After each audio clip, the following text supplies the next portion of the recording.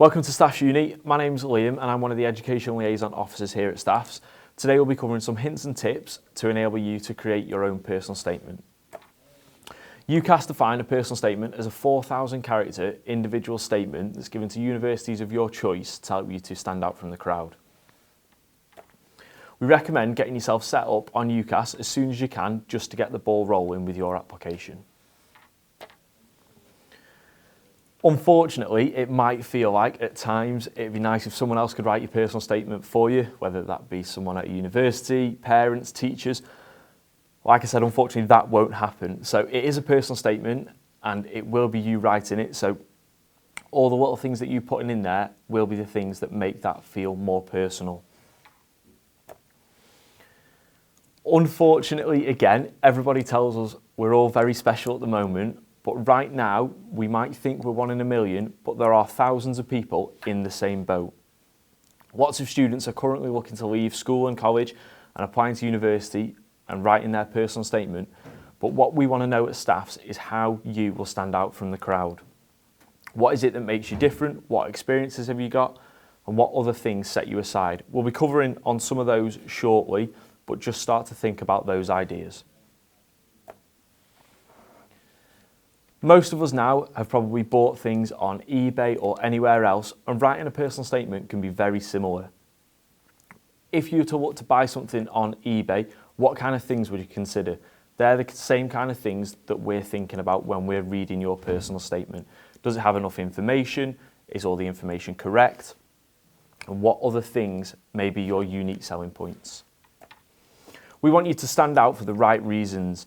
We want to cover those work experience, want to know what other things, what hobbies, what achievements you've got. And again, we'll touch on those in a little bit more detail, but we want to know why you're standing out for the right reasons. The hardest thing to do when we speak to students is to start your personal statement. What to put at the start, how to start it, and what ideas to go with. The first thing you need to start thinking about is why. Why are you applying to the course that you're thinking of? What can you bring to that course? Who are you in a personal element? And why is it that you really want to study that course? Tutors are going to be looking for various different skills when they're reading your personal statement.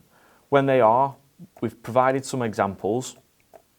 That might be motivation, it might be enthusiasm, it could be time management, and there's nothing wrong with including these in your personal statement. However, when you do, we need evidence to back that up. Everybody who's applying to write their personal statement could write, I'm a well-motivated, enthusiastic individual with good time management skills. The problem is there are no examples there. Provide us with examples of what you're motivated towards, when you've displayed good time management, and what you're enthusiastic towards. We recommend splitting your personal statement into 6 categories.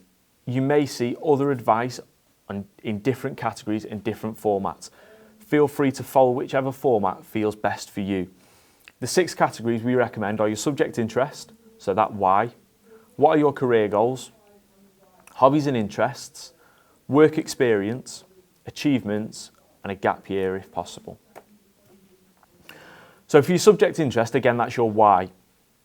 Start off with your reasons for choosing that course. Why are you doing it? What is it that's made you choose that? Has it been a journey over time, or is it because of something recently that's happened through your studies?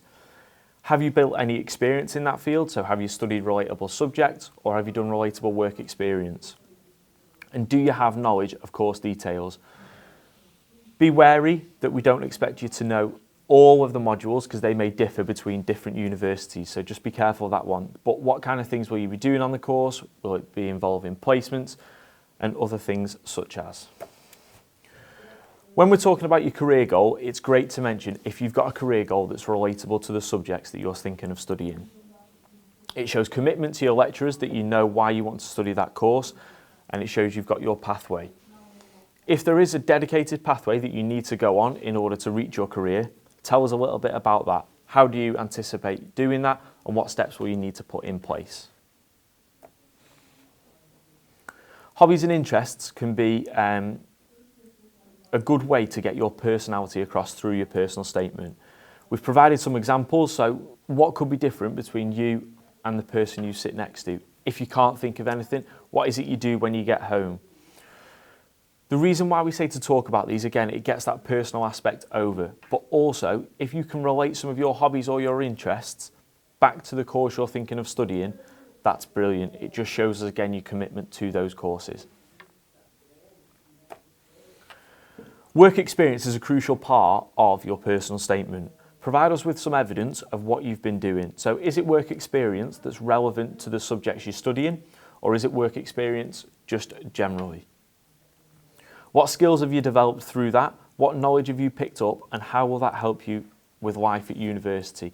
An example could be working in retail, just developing those skills we spoke about at the start, such as time management and enthusiasm. Again, if it's relatable to your subject, just enhance that. Tell us how it will help you on your course. Achievements. Again, we've listed a few examples. These achievements can enhance you as a person. Again, you might have picked up different skills completing those achievements than you would have done in a classroom. So what might they be? We've talked about NCS, for example. You could develop things such as independence doing that. So if you've got any achievements, I would definitely want to put those in. If you're taking a gap year, tell us about that. Why are you taking a gap year, and can you use it to your advantage in your personal statement? For example, if you're going to go and work in industry for a year to build some contact, how will that benefit you at university? Is it the fact you're thinking of going travelling? Again, if so, will you become more independent, and what will you learn that will help you at university? Substance and style. When you're writing your personal statement, at all times be positive. Always be positive. Even if you've had work experience examples that have been negative, you've maybe not enjoyed them, put that in a positive manner, so that might have helped form the career that you want to move into.